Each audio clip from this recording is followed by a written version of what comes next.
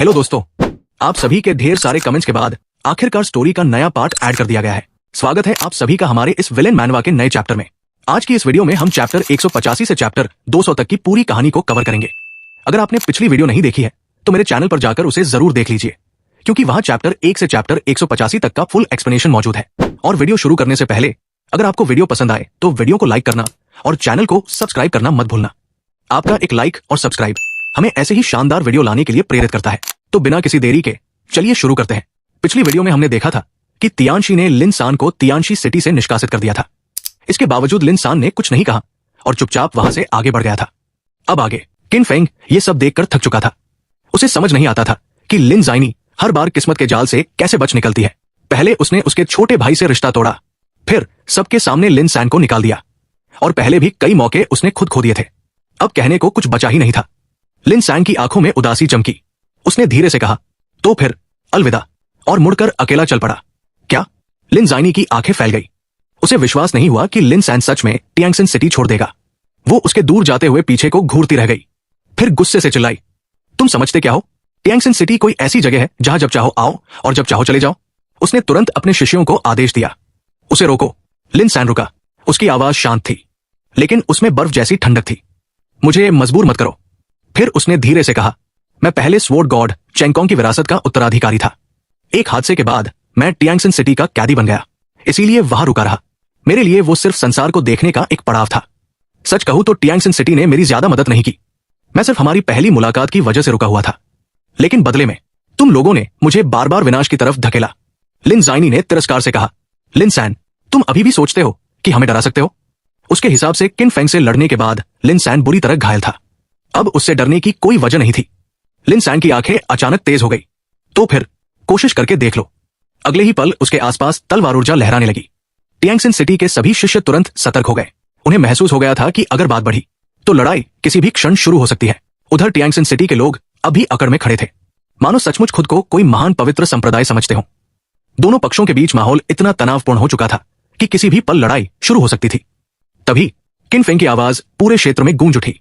उसकी आवाज शांत थी, लेकिन उसे सुनकर सबके शरीर में सिहरन दौड़ गई। टियांगसन सिटी के शिष्य तुरंत पीछे हट गए, क्योंकि कुछ देर पहले किन फेंग ने जो तबाही मचाई थी वो अभी भी उनके दिमाग में ताजा थी।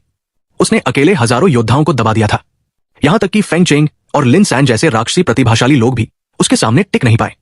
घायल लिन सान को वे हल्के में ले सकते थे, लेकिन किन फेंग को नहीं, कभी नहीं। लिन जाइनी ने सावधानी से पूछा, तुम कहना क्या चाहते हो? उसके मन में किन फेंग को लेकर भावनाएं बहुत उलझी हुई थी। अगर उस समय किन फेंग ने सिंहासन नहीं छीना होता तो शायद वो किन परिवार से रिश्ता तोड़ने नहीं जाती। कभी कभी वो ये भी सोचती थी, अगर उसके पिता ने किन हाउ की जगह किन फेंग को दामाद चुना होता तो क्या बहुत सारी परेशानियां टल जाती। लेकिन अब ये सब सोचने का कोई मतलब नहीं था। आखिरकार लिन जाइनी ने पीछे हटने का फैसला किया। वो किन फेंग से टकराने की हिम्मत नहीं जुटा सकी। उसे महसूस हो रहा था कि अगर कुनलुन के सारे योद्धा भी वापस आ जाए तो शायद फिर भी किन फेंग को रोक नहीं पाएंगे। उधर लिन सान ने हाथ जोड़कर कहा, धन्यवाद भाई किन। उसके चेहरे पर हल्की मुस्कान थी। हालांकि टियांगसन सिटी अब उसके लिए मायने नहीं रखता था, लेकिन किन फेंग का उसके लिए खड़ा होना उसे सच में छू गया था। समय के साथ लिन सान को यह एहसास हो चुका था कि किन फेंग उतना निर्दयी नहीं था जितना लोग कहते थे। किन फेंग मुस्कुराया, फिर आगे बढ़कर उसने जोर से लिन सान की पीठ पर थपकी मार दी। लिन सान लगभग उछल पड़ा, लेकिन उसे सबसे ज्यादा डर किसी और बात से लग रहा था। किन फेंग की वो अजीब नजर, वही पुरानी नजर, सालों पहले जैसी। ऊपर से अपने छोटे भाई और उसके साथ किन फेंग का अलग व्यवहार। लिन सान ने तुरंत दिमाग झटक दिया, नहीं, ज्यादा मत सोचो, आखिर इसे भाईचारे का प्रदर्शन भी कहा जा सकता था, और कुछ और भी। ये सोचकर उसके रोंगटे खड़े हो गए। वो जल्दी से बोला, भाई किन, मुझे एक जरूरी काम याद आ गया, अब मुझे चलना होगा। उसने तुरंत हाथ जोड़कर विदा ली और बिना पीछे देखे निकल गया। उसे लग रहा था कि अगर वो किन फेंग के पास एक पल और रुका तो उसका मानसिक संतुलन बिगड़ जाएगा। किन फेंग के साथ रहने का फायदा था, मुसीबत में मदद जरूर मिलती थी, लेकिन उसकी बातें वो किसी को भी डरा सकती थी। किन फेंग ने जाते हुए लिन सान को देखा। उसकी आंखों में हल्की उदासी थी, लेकिन उसने रोकने की कोशिश नहीं की। उसके मन में बस एक ही बात थी, हम फिर मिलेंगे बहुत जल्द। जब सब लोग चले गए तो किन फेंग का मूड तुरंत अच्छा हो गया। अब मजे की बारी। उसने सिस्टम को पुकारा, लकी ड्रॉ शुरू करो। तुरंत परिचित चक्र उसके सामने प्रकट हुआ। सुई घूमने लगी। कुछ पल बाद डिंग, कॉन्ग्रेट्स होस्ट, आपने super god level sword skill प्राप्त की है। One sword opens the heaven gate. Qin Feng कुछ सेकंड तक चुप रहा, फिर उसका चेहरा सुन पड़ गया। फिर तलवार, हर बार तलवार ही क्यों? उसे समझ नहीं आता था कि उसका भाग्य तलवारों से इतना जुड़ा क्यों है, लेकिन इसमें कोई शक नहीं था कि यह तकनीक heaven slaying sword draw technique से भी कहीं ज्यादा शक्तिशाली थी। किन फेंग की आंखें चमक उठीं। नहीं, इसे सीधे पूर्णता तक ले जाऊंगा। उसने तुरंत सिस्टम को आदेश दिया, एक super god level great perfection card इस्तेमाल करो। Ding, one sword opens the heaven gate सफलतापूर्वक ग्रेट परफेक्शन स्तर पर पहुंची। अचानक अनगिनत तलवार ज्ञान उसके दिमाग में भर गया।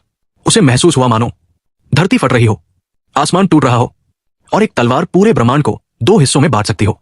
एक तलवार जो स्वर्ग का द्वार खोल दे, एक तलवार जिसका कोई मुकाबला न हो। किन फेंग के चेहरे पर संतोष भरी मुस्कान आ गई। हालांकि इसकी कीमत भी कम नहीं थी। पूरे 20 लाख विलेन पॉइंट्स खर्च हो गए। कुछ पल बाद उसने आह भरी, अगर लिन सैंड अभी यहां होता तो शायद मुझे ये नई तलवार कला आजमाने का मौका मिल जाता। फिर उसने सिर हिलाया, छोड़ो, किस्मत हमें फिर मिलाएगी। इसके बाद किन फेंग ने गॉड लेवल ट्रेजर चेस्ट खोला। डिंग, कॉन्ग्रेट्स होस्ट, आपने अमर स्तरीय खजाना प्राप्त किया है, map of mountains and reverse, जिसे शान ही शी जी तू भी कहा जाता था। यह कोई साधारण खजाना नहीं था, बल्कि स्वर्ग और धरती से जन्मा एक इमोर्टल लेवल ट्रेजर था। इसके भीतर एक पूरा स्वतंत्र संसार मौजूद था, जिसमें पर्वत, नदियां, झीलें, समुद्र, चांद, तारे सब समा सकते थे। अगले ही पल किन फेंग के सामने एक साधारण दिखने वाली रेशमी चित्रपटी प्रकट हुई, लेकिन उसके भीतर छिपी शक्ति किसी भी व्यक्ति को स्तब्ध कर देने के लिए काफी थी। किन फेंग के हाथ में मौजूद शान ही शी जीतू धीरे धीरे खुली। जैसे ही उसने उसे खोला, उसमें से बेहद घनी आध्यात्मिक ऊर्जा बाहर फैल गई, यहां तक कि उसकी शक्ति सिक्स पाद्स एम्परर लुओ द्वारा दिए गए खजाने से भी ज्यादा लग रही थी। अंदर झांकने पर विशाल सुनहरे पर्वत दिखाई दे रहे थे, उनके बीच घुमावदार नदियां बह रही थी। पूरा दृश्य किसी छोटे संसार जैसा था। किन फेंग ने सोचा, पहले इसे आजमा कर देखते हैं। तभी झाओ बाई ने जिज्ञासा में अपना पंजा अंदर डाला। अगले ही पल स्विश, वो सीधे अंदर खिंच गया। अरे, मैं कहाँ गया? झाओ बाई घबराकर इधर उधर देखने लगा। अचानक नई जगह पहुंचने से वो पूरी तरह चौंक गया था। उसी समय किन फेंग ने मन में मिली जानकारी के अनुसार हाथ बढ़ाया और झाओ बाई को वापस बाहर खींच लिया। कुछ ही देर में झाओ बाई को दोनों दुनियाओं के बीच आना जाना समझ आ गया। उसकी आंखें चमक उठीं, मानो उसके सामने नई दुनिया का दरवाजा खुल गया हो। फिर तो वो खुशी से पागल हो गया। मैं अंदर जा रहा हूं, मैं बाहर आ गया, फिर अंदर, फिर बाहर। वो लगातार दौड़ता रहा, कभी नक्शे के अंदर, कभी बाहर। कुछ देर बाद तो वो अंदर के पहाड़ों और जंगलों में भी इधर उधर भागने लगा। अच्छी बात यह थी कि वहां कोई जानवर नहीं थे, वरना झाओ बाई किसी को पकड़कर परेशान करना शुरू कर देता। उधर एक्सायन यान और युलन दोनों उत्सुकता से गर्दन बढ़ाकर देख रही थी। ये आखिर है क्या? लेकिन किन फेंग के पास उन्हें समझाने का समय नहीं था। इस समय उसकी नजर दांव फ्रूट की बेल पर टिकी हुई थी। वो सोच रहा था, क्या इसे शान ही शी जी तू के अंदर लगाया जा सकता है? दांव फ्रूट को पकने में हजारों साल लगते थे, लेकिन जिस बेल पर वो उगते थे वो भी कोई साधारण चीज नहीं हो सकती थी। अगर फल न भी लगे तो कम से कम सजावट के लिए तो बढ़िया रहेगा। ये सोचकर किन फेंग ने फैसला कर लिया, चलो कोशिश करके देखते हैं। अगले ही पल उसने अपना हाथ जमीन पर रखा। धरती जोर से कांप उठी, चारों तरफ दरारें फैल गई। फिर एक अदृश्य शक्ति ने दांव फ्रूट की पूरी बेल को उसकी जड़ों समेत उखाड़ लिया। करीब 100 मीटर का इलाका भी साथ उठ गया। ये देखकर युलन की आंख फड़क गई। उसके मन में सिर्फ एक ही विचार आया, ये आदमी सच में लुटेरा है। बाकी लोग दांव फ्रूट के पीछे भाग रहे हैं और ये पूरा पौधा ही उखाड़ कर ले जा रहा है। कुछ देर बाद एजियो डीमन पैलेस का एक शिष्य युलन के पास आया। उसने धीरे से कहा, यंग पैलेस मास्टर, सब लोग फेंग चेंग के पीछे भाग रहे हैं क्योंकि सबको लगता है दांव फ्रूट उसी ने लिया है। लेकिन किन फेंग यहां आराम से बेल खोद रहा है। अगर सच में किसी ने उससे कुछ छीन लिया होता तो वो यहां शांति से खड़ा नहीं रहता। वो तो दुश्मन के पुरखों की कब्र तक खोद डालता, ऊपर से झाओ बाई को साथ लेकर, और फिर उनकी कब्रों पर खड़े होकर जश्न भी मनाता। जितना ज्यादा उसने सोचा, उतना ही उसे लगा कि 6 दांव फ्रूट का गायब होना बहुत परिचित सा है, बिल्कुल उसी तरह जैसे कभी किन फेंग ने उसका अंडरगारमेंट चुरा लिया था। उधर किन फेंग ने दांव फ्रूट की बेल को सफलतापूर्वक शान ही शी जी तू के अंदर लगा दिया। अब बस देखना था कि वो वहां जीवित रहती है या नहीं। इस बीच समय भी तेजी से बीत रहा था। किन फेंग को अंदाजा था कि कुछ ही दिनों में कुन्नुन बंद होने वाला है। उस समय एक रहस्यमयी शक्ति सभी लोगों को बाहर फेंक देगी और हर व्यक्ति अलग अलग जगह पर प्रकट होगा। मनुष्यों के लिए यह परीक्षा होगी, लेकिन जंगली याओ बीस्ट्स के लिए यह दावत जैसा अवसर होगा। उसी समय एक्सायन यान भी जाने की तैयारी करने लगी। वो किन फेंग के साथ रहना चाहती थी, लेकिन वो मून गॉड पैलेस की प्रतिनिधि भी थी। उसे अपने संप्रदाय के लिए संसाधन इकट्ठा करने थे। वो हल्की मुस्कान के साथ बोली, छोटे भाई, मैं फ्रेग्रेंट कलर्स ही नहीं जाऊंगी। कुन्नुन से बाहर निकलने के बाद तुम्हारे साथ घूमूंगी। असल में दांव फ्रूट की वजह से उन्होंने बहुत समय बर्बाद कर दिया था। अब तक जो संसाधन मिले थे वे कुन्नुन में प्रवेश की कीमत भी पूरी नहीं कर रहे थे, इसलिए उन्हें जल्दी से बाकी खजाने ढूंढने थे। किन फेंग ने एक्सायन यान को देखा और हंसी रोक नहीं पाया। ये लड़की सच में बहुत प्यारी थी। वो साफ साफ उसके साथ रहना चाहती थी, लेकिन अपने बुजुर्गों और मून गॉड पैलेस के लिए उसे जाना पड़ रहा था। उसके चेहरे पर छिपी हुई उदासी और बिछड़ने की अनिच्छा इतनी साफ दिखाई दे रही थी कि कोई भी समझ सकता। एक्सायन यान के चेहरे पर बिछड़ने की उदासी साफ दिखाई दे रही थी। ये देखकर किन फेंग मुस्कुरा पड़ा। फिर उसने सीधे अपना एक बड़ा थैला निकाला। उसमें दुर्लभ एक्साइएनजी जिंक भरे हुए थे। थैला उसकी तरफ बढ़ाते हुए बोला, तुम एक्साइएनजी जिंक ढूंढ रही हो ना? लो, ये सब तुम्हारे लिए। एक्साइन यान एकदम चौंक गई। इतने सारे एक्साइएनजी जिंक। उसका चेहरा हल्का लाल हो गया। दिल में एक गर्माहट सी दौड़ गई। उसे सच में छू गया था कि किन फेंग ने बिना सोचे इतना कीमती सामान उसे दे दिया। लेकिन तभी मून गॉड पैलेस की शिष्याएं उसे खींचकर पीछे ले गई। उन्होंने उसे याद दिलाया कि वो भविष्य की उत्तराधिकारी है। उसे हमेशा किन फेंग पर निर्भर नहीं रहना चाहिए। एक्साइन यान ने होंठ फुला लिए। वो जानती थी कि किन फेंग अब उससे बहुत आगे निकल चुका है। अगर उसे भविष्य में उसके साथ कदम से कदम मिलाकर चलना है तो उसे खुद भी मजबूत बनना होगा। आखिर दोनों ने विदा ली और अपने अपने रास्ते निकल पड़े। उधर किन फेंग अपने लोगों की तरफ मुड़ा और बोला, चलो मिस एक्साइन यांग को ढूंढते हैं। कुछ समय बाद वे फ्रेग्रेंट कलर सी के बाहर पहुंच गए। किन फेंग ने बाहर खड़े होकर आवाज लगाई, मिस एक्साइन यांग, घर पर हो? मिस एक्साइन यांग, उसने कई बार पुकारा, लेकिन अंदर से कोई जवाब नहीं आया। आखिर वो तियनजुन, वैन मा और झाओ बाई को लेकर अंदर चला गया। इस बार झाओ बाई के पीछे एक चित्र लटका हुआ था। वही शान ही शी जीतू, क्योंकि वो बहुत उच्च स्तर का खजाना था। उसे साधारण स्पेशल बैग में नहीं रखा जा सकता था। उधर फ्रेग्रेंट कलर सी की गहराइयों में एक्साइन यांग ने भौहें सिकोड़ ली। उसे किसी के घुसने का एहसास हुआ। उसने हाथ हिलाया और सामने एक दृश्य उभर आया जिसमें किन फेंग और उसके साथी अंदर आते दिखाई दे रहे थे। उसे देखकर एक्साइन यांग का चेहरा बदल गया। ये फिर आ गया? इसे तो इस जगह का रास्ता अपने घर से भी ज्यादा याद है। आसपास मौजूद लड़कियां भी घबरा गई। क्या वो सच में किन फेंग है? वो वापस क्यों आया? उसने तो कहा था कि अगर हम उसे 100 मिलियन एक्साइएनजी जिंक दे दे तो वो दोबारा परेशान नहीं करेगा। ये आदमी इतना बेशर्म कैसे हो सकता है? उधर तियनजुन और वैन मा रास्ते भर हैरान थे। अब उन्हें समझ आ रहा था कि फ्रेग्रेंट कलर सी से कोई आसानी से बाहर क्यों नहीं निकल पाता। रास्ते में अजीब अजीब रोने की आवाजें सुनाई देती थी जो सीधे दिमाग पर असर करती थी। कभी कभी जमीन से भयानक ज़ॉम्बी भी निकल आते थे। उनकी ताकत इतनी थी कि वे दोनों को चींटी की तरह कुचल सकते थे। अचानक एक ठंडी हवा चली। पूरा माहौल और ठंडा हो गया। तभी 3 परिचित आकृतियां सामने आ गई, ज़ेन ज़ेन, लियन लियन और एआई एआई। उन्हें देखते ही किन फेंग मुस्कुराया। अरे, बहुत दिन हो गए। इतना कहकर वो सीधे उन्हें गले लगाने बढ़ा। तीनों भूत कन्याएं घबरा गई। हालांकि उन्हें किन फेंग का मिलनसार स्वभाव पसंद था, लेकिन वे ये भी जानती थी कि ये आदमी कितना खतरनाक है। तीनों तुरंत पीछे हट गई। फिर सतर्क स्वर में बोली, हमारी मालकिन ने तुम्हें 100 मिलियन एक्साइएनजी जिंक दिए थे, फिर तुम वापस क्यों आओ? ये सुनते ही तियनजुन और वैन मा की आंखें फैल गई। 100 मिलियन? उन्हें अपने कानों पर यकीन नहीं हुआ। अब तक कुनलुन में सबसे बड़े गुट भी मुश्किल से कुछ हजार या दसियों हजार एक्साइएनजी जिंक जुटा पाए थे, लेकिन किन फेंग को सीधे 100 मिलियन मिले थे। उनके मन में एक ही सवाल उठा, फ्रेग्रेंट कलर सी की मालकिन इतनी शक्तिशाली है, फिर उसने किन फेंग को इतना धन क्यों दिया? दोनों ने एक दूसरे को देखा और उनके दिमाग में एक अजीब विचार आया, क्या बड़े भाई ने? नहीं नहीं, ऐसा नहीं हो सकता। फिर भी वे उलझन में थे कि आखिर किन फेंग ने बदले में क्या किया था। उधर किन फेंग मुस्कुराते हुए बोला, इतनी दूरी क्यों बना रही हो? हम सब तो पुराने जान पहचान वाले हैं। मैं कुनलुन छोड़ने वाला हूं, इसलिए सोचा विदा कह दूं, और कुछ उपहार भी लाया हूं। यह सुनकर ज़ेन ज़ेन, लियन लियन और एआई एआई ने राहत की सांस ली। उन्हें लगा था कि किन फेंग फिर से स्पिरिट स्टोन्स मांगने आया है, लेकिन अब पता चला कि वो सिर्फ विदा लेने आया है। किन फेंग ने संतुष्टि से सिर हिलाया। फिर तीनों लड़कियों को देखते हुए बोला, फ्रेग्रेंट कलर सी की ये खास चीजें सच में काफी अच्छी है। और उसके चेहरे पर फिर वही शरारती मुस्कान उभर आई। अगर फ्रेग्रेंट कलर सी आकर कुछ यादगार चीजें साथ न ले जाई जाए तो पूरी यात्रा अधूरी लगेगी। तभी ऊपर से एक आवाज आई, फ्रेग्रेंट कलर सी की मालकिन एक्साइन यान। तियनजुन और वैन मा ने सिर उठाकर देखा और दोनों कुछ पल के लिए स्तब्ध रह गए। आसमान से लाल वस्त्रों में एक बेहद सुंदर युवती धीरे धीरे नीचे उतर रही थी। अब उन्हें समझ आया कि किन फेंग यहां इतना सभ्य बनने का नाटक क्यों कर रहा था। यह किसी सुंदरता प्रतियोगिता के लिए नहीं था, बल्कि आगे के खर्चे चलाने के लिए था। दोनों के दिमाग में अजीब अजीब कल्पनाएं दौड़ने लगी। उधर किन फेंग ने तिरछी नजर से देखा और मुस्कुराकर कहा, फूल तोड़ने आया हूं। तीनों भूत कन्याएं तुरंत समझ गई कि उसका क्या मतलब है। वो साफ तौर पर उन्हें फ्रेग्रेंट कलर सी के फूल कह रहा था। तीनों ने मन ही मन सोचा, ये बेशर्म फिर शुरू हो गया। हर जगह लड़कियों पर नजर रखता रहता है। उनके चेहरे पर सतर्कता आ गई, लेकिन किन फेंग ने मासूम चेहरा बना लिया। तुम लोग मुझे गलत समझ रही हो, मैं तो एक सीधा सादा विद्वान हूं। एक्साइन यान ने बात काट दी, ठीक है, ये सब छोड़ो। तुम जिन चीजों को यहां की खासियत कह रहे हो उन्हें साथ नहीं ले जा सकते।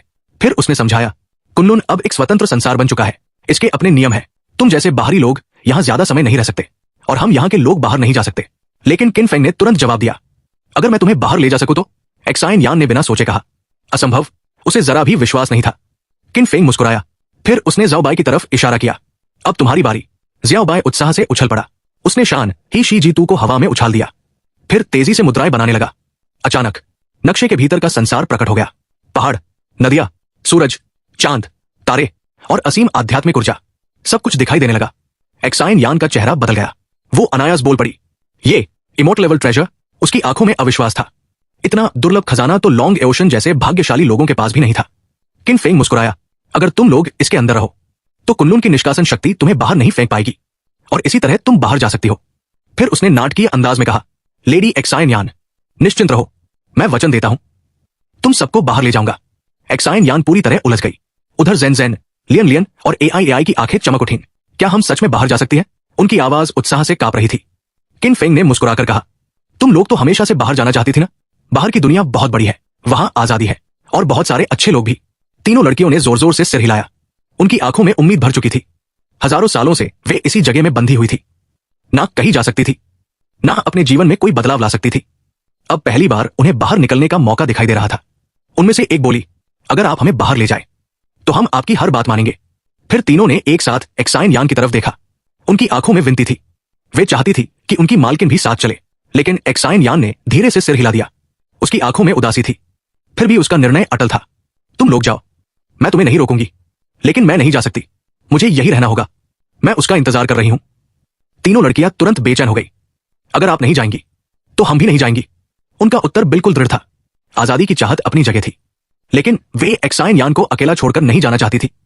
यह सुनकर किन फेंग ने माथा पकड़ लिया। उसे लगा कि मामला फिर से उम्मीद से ज्यादा मुश्किल हो गया है। सिर्फ किसी लॉन्ग ओशन के लिए तुम मेरा प्रस्ताव ठुकराने वाली हो? किन फेंग ने भौं उठाकर कहा, मैं किन फेंग हूं, मुझे कोई मना नहीं करता। लॉन्ग ओशन तक मेरी बात टालने की हिम्मत नहीं करता। फिर उसने आधी मुस्कान के साथ कहा, पिछली बार मैं पीछे हट गया था, लेकिन इस बार क्या तुम्हें लगता है मैं फिर मान जाऊंगा? उसने धीरे धीरे हाथ उठाया। उसकी उंगलियों पर नीली नैन मिंगली फायर नाचने लगी। फिर वो बोला, लिटिल मिस, तुम नहीं चाहोगी कि मैं नाराज हो जाऊं क्योंकि मुझे कोई स्मृति चिन्ह नहीं मिला, है ना? यह सुनते ही एक्साइन यान का चेहरा ठंडा पड़ गया। वो बोली, वे तुम्हारे साथ नहीं जाना चाहती और मैं उन्हें मजबूर नहीं कर सकती। सीधे कीमत बताओ, फ्रेग्रेंट कलर सी को छोड़ने की कितनी कीमत लोगे? किन फेंग हंस पड़ा। जैसी उम्मीद थी, अमीर लोग हमेशा पैसे से समस्या हल करना चाहते हैं। उधर जियाओबाई भी कूद पड़ा। उसने अपने पंजे ताली की तरह बजाए और बोला, हां, पूरे शान ही शी जीतू को इमॉर्टल क्रिस्टल से भर दो। एक्साइन यान के होंठ कांप गए। उसे सच में समझ नहीं आता था कि यह खरगोश अपने मालिक जैसा कैसे बन गया। इतना ही बेशर्म, इतना ही लालची, इतना ही खतरनाक। वो जानती थी कि फ्रेग्रेंट कलर सी में इतने इमॉर्टल क्रिस्टल्स नहीं है। यहां तक कि पूरे कुनलुन के क्रिस्टल इकट्ठे कर दिए जाएं तो भी शान ही शी जीतू नहीं भर सकता। एक्साइन यान ने ठंडी आवाज में कहा, किन फेंग, हद मत पार करो। उसकी आत्मिक शक्ति धीरे धीरे फैलने लगी, लेकिन किन फेंग बिल्कुल शांत रहा। पैसे नहीं है तो कोई बात नहीं, कुछ खास चीजें साथ ले जाऊंगा। तीनों लड़कियां तुरंत भड़क गई। इसे साथ ले जाना नहीं कहते, ये तो सीधी डकैती है, उन्होंने गुस्से से कहा। फिर एक्साइन यान बोली, ये मत सोचो कि नैन मिंगली फायर होने से तुम यहां जो चाहो कर सकते हो। अगर मुझे मजबूर किया तो मैं अपनी जान देकर भी तुम्हें साथ ले डूबूंगी। किन फेंग मुस्कुराया और सीधा उसके दिल पर वार कर दिया। सच? तो फिर उस आदमी का इंतजार कौन करेगा? यह सुनते ही एक्साइन यान का चेहरा बदल गया। वो दसियों हजार साल से उसी व्यक्ति का इंतजार कर रही थी। वो कैसे मर सकती थी? भले मरना पड़े, लेकिन उससे एक बार मिले बिना नहीं। फिर किन फेंग ने और भी धीमी आवाज में कहा, और क्या तुम्हें सच में लगता है कि तुम मुझे अपने साथ मरने पर मजबूर कर सकती हो? एक्साइन यान बाहर से शांत रही, लेकिन उसके दिल में तूफान उठ गया, क्योंकि वह आत्मा की शक्ति में माहिर थी और उसने साफ महसूस किया था किन फेंग की आत्मा में डर का एक कण भी नहीं था। उसने जरा भी चिंता नहीं दिखाई, जैसे उसे मौत की परवाह ही न हो। यही बात एक्साइन यान को सबसे ज्यादा डरावनी लगी। उधर तीनों दानवी कन्याएं तुरंत उसके सामने खड़ी हो गई। उन्होंने एक्साइन यान को अपने पीछे छिपा लिया और गुस्से से किन फेंग को घूरने लगी। अगर नजरों से हत्या होती तो किन फेंग 1000 बार मर चुका होता, लेकिन किन फेंग ने बस मुस्कुराकर कहा, अब बहुत देर हो चुकी है, तुम तीनों ही नहीं, तुम्हारी मालकिन भी मेरी सूची में है। यह सुनते ही तीनों आगा बुला हो गई। बेशर्म, हमारी मालकिन पर भी नजर डाल रहे हो? चाहे तुम्हें मार न पाए, फिर भी तुम्हारा एक टुकड़ा तोड़कर रहेंगे। अगले ही पल उनका चेहरा बर्फ जैसा ठंडा हो गया। भयानक शक्ति चारों तरफ फैलने लगी। कुछ ही क्षणों में धूप वाला फूलों का बगीचा अंधेरे में डूब गया। लाल पंखुड़ियां हवा में बिखरने लगी। धरती कांप उठी, गर्जनाएं सुनाई देने लगी। फिर जमीन फट गई। हजारों सफेद ज़ॉम्बी बाहर निकल आए। वे पागलों की तरह किन फेंग की तरफ दौड़ पड़े। उनके पीछे और भी 1000 से ज्यादा शक्तिशाली ज़ॉम्बी प्रकट हुए। ठंडी हवा इतनी बढ़ गई कि पूरा इलाका जमने लगा। स्पष्ट था, अगर एक्साइन यान आदेश दे दे तो ये सब अपनी जान देकर भी किन फेंग पर टूट पड़ेंगे। उधर तियनजुन और वैन मां के दिल जोर जोर से धड़कने लगे। दोनों तुरंत किन फेंग के आगे खड़े हो गए, मानो उसके अंगरक्षक हो। लेकिन किन फेंग, वो अब भी पहले जैसा शांत था। उसे अच्छी तरह पता था कि एक्साइन यान की सबसे बड़ी कमजोरी क्या है।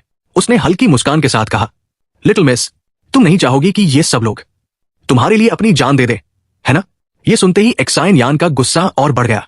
एक्साइन यान का दिल गुस्से से भर गया। उसका मन कर रहा था कि इसी वक्त किन फेंग को काट खाए।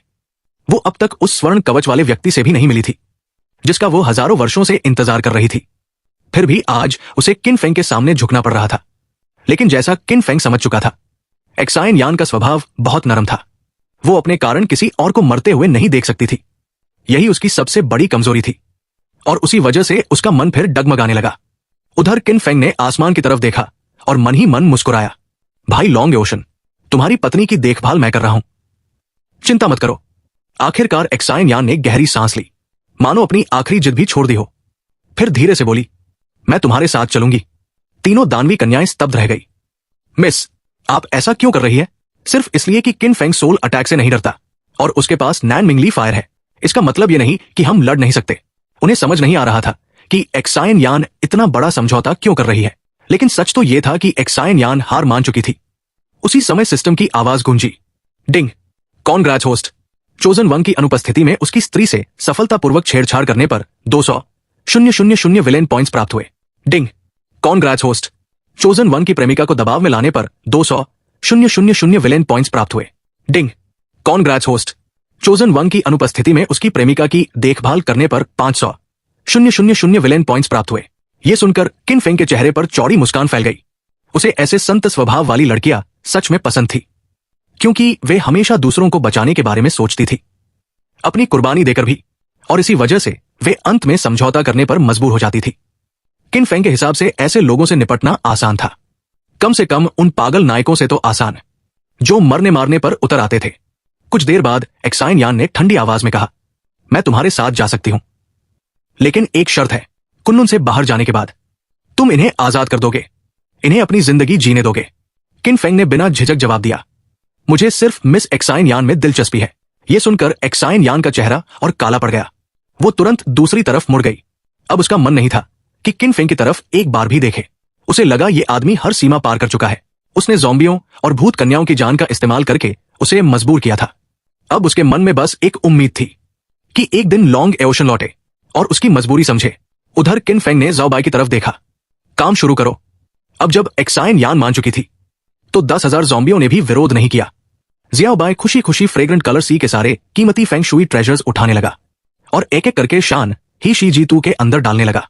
असल में यहां की ज्यादातर चीजें यिन एट्रीब्यूट वाली थी, जो किन फेंग के लिए बहुत उपयोगी नहीं थी, लेकिन मुफ्त का सामान छोड़ने वाला वो नहीं था। इसी बीच तियनजुन अचानक दौड़ता हुआ आया। उसका चेहरा उत्साह से चमक रहा था। किन फेंग ने पूछा, क्या हुआ? तियनजुन ने पहले चारों तरफ देखा, पक्का कर लिया कि कोई सुन नहीं रहा। फिर धीरे से फुसफुसाया, बॉस, हम मालामाल हो गए। ये सुनते ही ज़ियाओबाई के लंबे कान खड़े हो गए। वो फौरन किन फेंग के कंधे पर चढ़ गया और झांकने लगा। तियनजुन ने सावधानी से कुछ इमॉर्टल क्रिस्टल्स निकाले। ज़ियाओबाई ने एक नजर डाली और तुरंत रुचि खो दी, क्योंकि उसने पहले भी ऐसे बहुत से क्रिस्टल खोदे थे और बाद में किन फेंग ने सब छीन लिए थे। लेकिन तियनजुन ने जल्दी से कहा, ये साधारण इमॉर्टल क्रिस्टल्स नहीं है, ये हेवनली इमॉर्टल क्रिस्टल्स है, जिनका जिक्र सिर्फ प्राचीन ग्रंथों में मिलता है। किन फेंग ने गहरी सांस ली। उसे महसूस हुआ कि उसके इन छोटे भाइयों की सोच अभी भी बहुत सीमित है। वो बोला, तो असल बात क्या है? तियनजुन तुरंत चुप हो गया। उसे समझ नहीं आया कि इतना बड़ा खजाना भी किन फेंग को प्रभावित क्यों नहीं कर रहा। लेकिन इस समय कुनलुन के बंद होने का समय भी नजदीक आ रहा था। अगर जल्दी नहीं की गई तो बहुत सारे मौके हाथ से निकल सकते थे और किन फेंग के लिए किसी मौके को छोड़ देना सबसे बड़ा नुकसान था। इस बीच कुन रियन के बंद होने का समय तेजी से नजदीक आ रहा था। अगर वो जल्दी वापस जाकर नंबर 6 नहीं बनता तो उसका मौका हाथ से निकल जाता। कुन रियन बंद होने वाला था, इसलिए सभी फैक्शंस और सेक्ट्स अपनी आखिरी कोशिशों में लगी हुई थी। हर कोई ज्यादा से ज्यादा जियोमैंटिक ट्रेजर्स और इमॉर्टल क्रिस्टल्स हासिल करना चाहता था। उनके हाथों में मौजूद दांव फ्रूट्स किसी भी ट्रेजर या इमॉर्टल क्रिस्टल से कहीं ज्यादा कीमती थे। तभी जब हर कोई आखिरी मौके का फायदा उठाने में लगा था, एक सनसनीखेज खबर पूरे कुनलून में फैल गई। फ्रेग्रेंट कॉप्सी में किसी को एक फेरी क्रिस्टल माइन मिल गई थी। क्या मजाक कर रहे हो? यह कैसे हो सकता है? मैं झूठ नहीं बोल रहा। पता नहीं क्यों, लेकिन फ्रेग्रेंट कॉप्सी अब खतरनाक नहीं रहा। अब वहां कोई भी आराम से आ जा सकता है। बहुत सारे लोग वहां फेरी क्रिस्टल्स खोद रहे हैं। मैं और कुछ नहीं बताऊंगा। अगर अभी नहीं गया तो देर हो जाएगी। अफवाहों के मुताबिक कुछ लोगों ने तो हजारों फेरी क्रिस्टल्स तक निकाल लिए थे। अब नहीं गए तो बहुत देर हो जाएगी। जाना है या नहीं? तुम्हारी मर्जी, मैं तो जा रहा हूं। जैसे जैसे खबर फैलती गई, कोई भी फैक्शन शांत नहीं बैठ पाया। सभी ने खुद जाकर देखने का फैसला किया। जब वे वहां पहुंचे तो पाया कि अफवाह पूरी तरह सच थी। रेड फ्लावर गार्डन मुरझा चुका था, ठंडी ऊर्जा गायब हो चुकी थी और उसकी जगह चारों तरफ गहरे गड्ढे और फेरी क्रिस्टल्स खोदते हुए लोग दिखाई दे रहे थे। उसी समय फ्रेग्रेंट कॉप्सी के बाहर एक पेड़ के नीचे चिनफांग और शियाओ खड़े होकर सामने का नजारा देख रहे थे। उनके पीछे 2 बॉडीगार्ड तियान जुन और वान मा खड़े थे। तियान जुन ने परेशान होकर पूछा, क्या हम बस खड़े होकर इन्हें फेरी क्रिस्टल्स खोदते हुए देखते रहेंगे? चिनफांग मुस्कुराया, हम हार्वेस्ट सीजन की तैयारी कर रहे हैं। वान मा पहले तो हैरान हुआ, लेकिन फिर अचानक उसे बात समझ में आ गई। आपका मतलब, इन्हें फेरी क्रिस्टल्स खोदने दो और फिर हम उनसे सब छीन लेंगे? तियान जुन चिंतित होकर बोला, हालांकि बड़े भाई की ताकत बेमिसाल है, लेकिन अगर हमें एक साथ इतने लोगों का सामना करना पड़ा और वे भाग गए तो ज्यादा कुछ वापस लेना मुश्किल होगा। चिनफांग हंस पड़ा, किस बात का डर? जब खजाना हाथ में हो तो पूरी दुनिया अपनी होती है। इतना कहकर उसने एक जेड बॉटल निकाली। बॉटल देखते ही तियान जुन और वान मा के चेहरे बदल गए। वे दोनों इस चीज की भयानक ताकत पहले ही देख चुके थे। सिर्फ सेलेस्टियल रियल्म के योद्धा ही नहीं, बल्कि युआन दान रियल्म के साधकों के लिए भी इसका सामना करना मुश्किल था। यह लुओ डेमन लॉर्ड का मशहूर जहर था।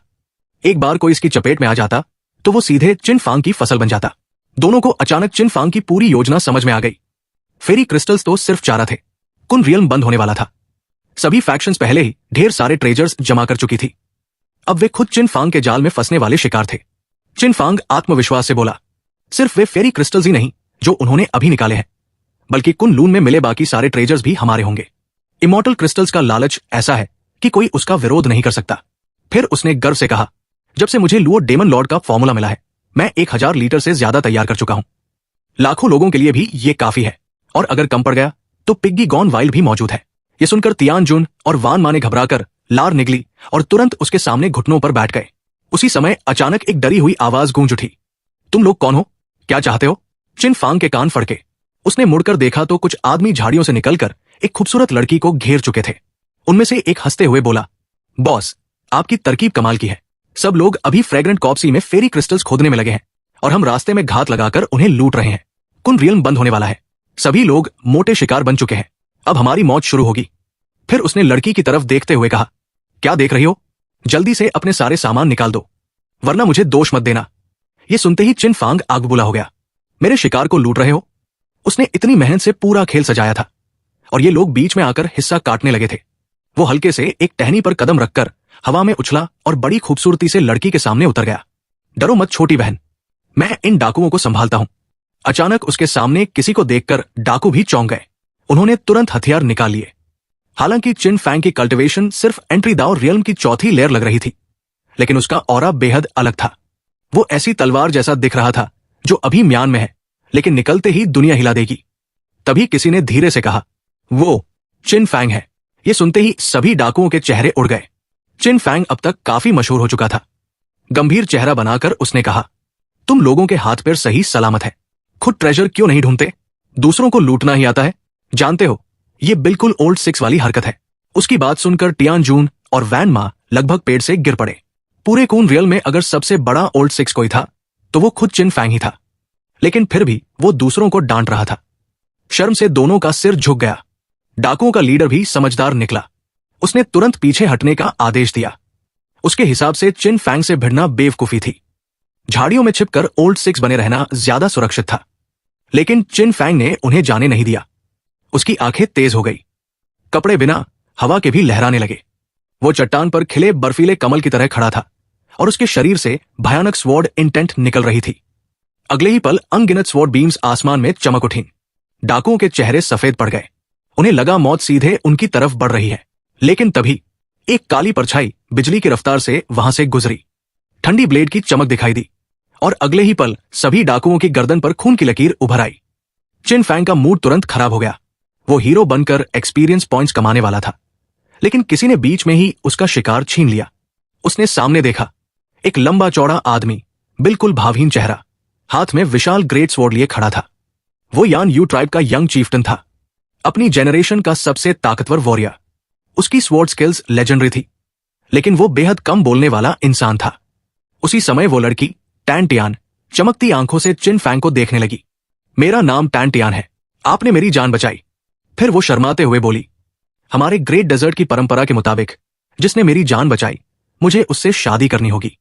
लेकिन उसके भाई मो दाओ ने तुरंत कहा, उसे शादी करने की जरूरत नहीं है, मैंने उन लोगों को उससे पहले मार दिया था। टैन टियान ने गुस्से से कहा, भैया बीच में मत बोलो। लेकिन मो दाओ का चेहरा बिल्कुल नहीं बदला। वो अपनी बहन को पकड़कर वहां से ले जाने लगा। टैन टियान छटपटाती रही, भैया छोड़ो, ये मेरी जिंदगी की खुशी का सवाल है। मो दाओ फिर भी नहीं रुका। वो अपनी बहन से बेहद प्यार करता था, लेकिन उसे चिन फैंग बिल्कुल पसंद नहीं आया। उधर टियान जून और वैन मा भी नाराज थे। उस आदमी ने उन्हें पूरी बातचीत में एक बार भी नहीं देखा था। लेकिन चिन फैंग का ध्यान कहीं और था। वो लाशों पर बने घावों को देख रहा था। सिर्फ एक बार, एकदम सटीक। घाव की गहराई, ताकत और निशाना, सब कुछ परफेक्ट था। तब उसे एहसास हुआ, मो दाओ सिर्फ ताकतवर नहीं था, वो एक बेहद खतरनाक स्वॉर्ड मास्टर था। इसके अलावा वो सिर्फ एक साधारण वार था। उसमें किसी तरह की जादुई शक्ति या तकनीक का इस्तेमाल भी नहीं हुआ था। फिर भी वो सीधे हेवनली सेक्ट रियल्म के उन लोगों को एक ही पल में मारने के लिए काफी था। चिन फांग समझ गया कि मो दाओ ने अपनी ब्लेड को चरम स्तर तक पहुंचा दिया है। तेज, सटीक और बेरहम। ऐसी ब्लेड स्किल सिर्फ प्रतिभा से नहीं आती। इसके लिए सालों तक लगातार एक जैसी उबाऊ प्रैक्टिस करनी पड़ती है, दिन के बाद दिन, साल के बाद साल। तियान जुन ने उत्सुकता से पूछा, बॉस क्या मो दाओ की ब्लेड सच में इतनी डरावनी है? बहुत डरावनी।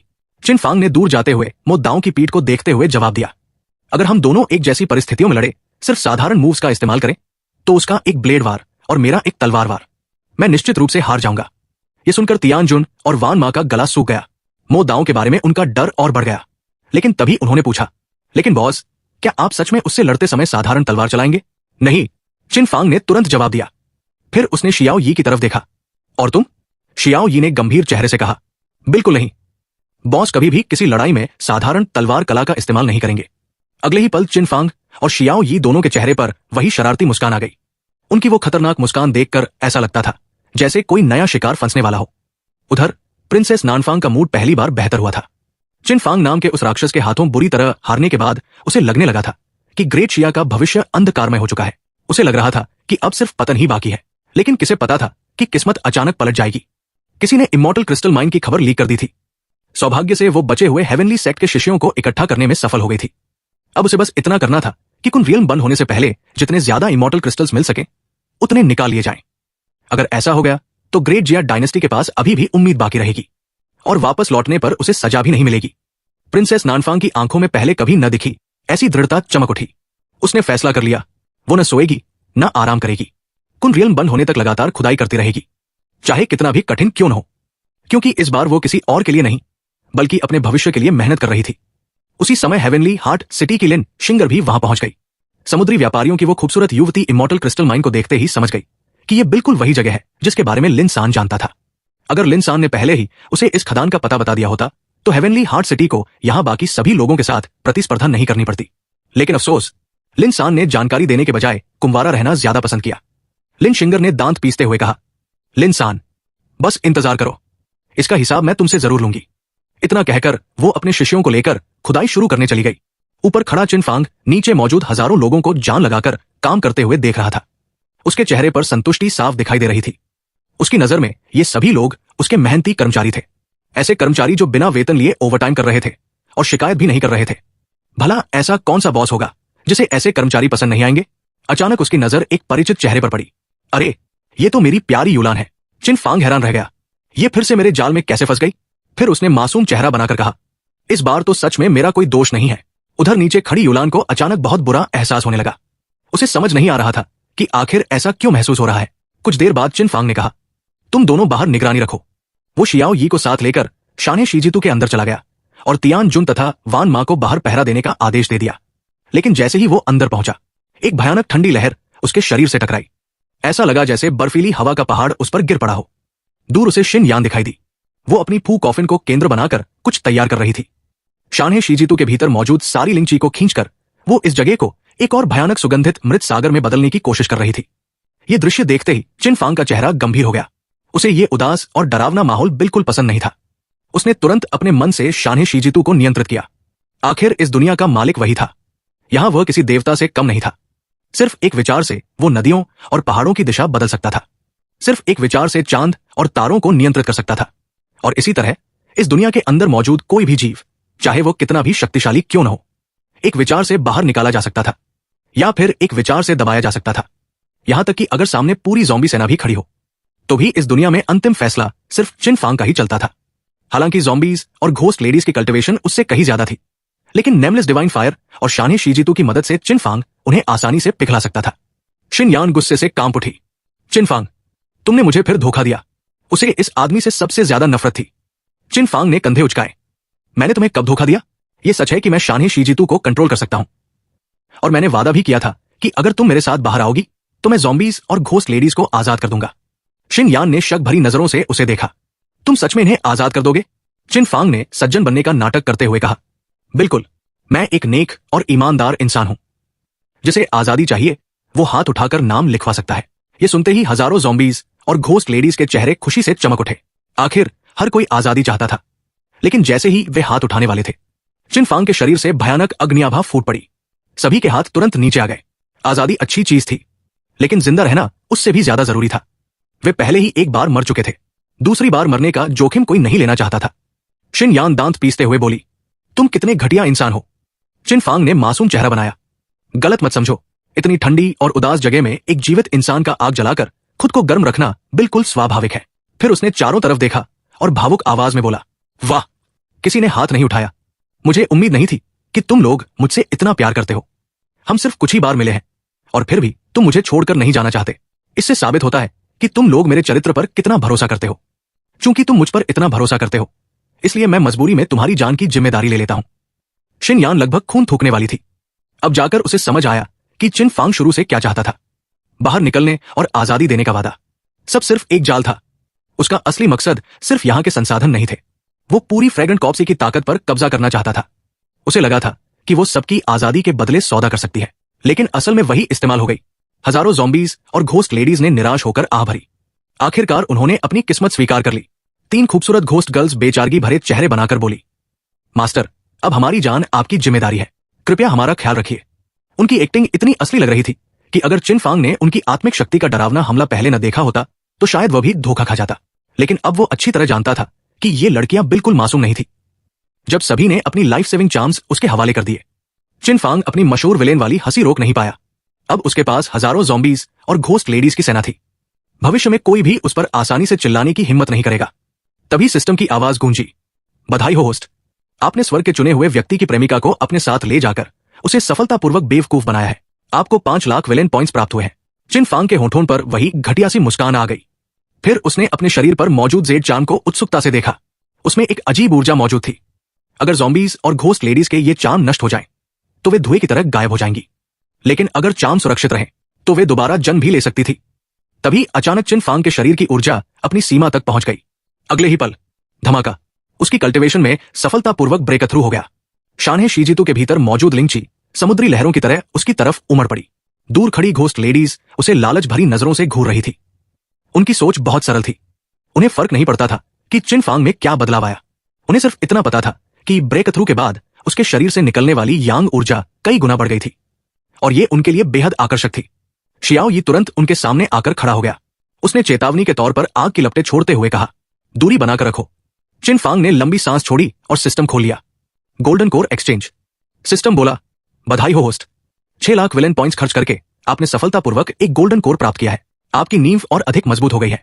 चिन फांग ने तुरंत दान निकल लिया। अगले ही पल उसकी फाउंडेशन पहले से कहीं ज्यादा स्थिर हो गई। जब उसने आंखें खोली तो एक अजीब दृश्य दिखाई दिया। दूर खड़ी तीनों घोस्ट गर्ल्स उसकी यांग ऊर्जा को लालच से खींच रही थी।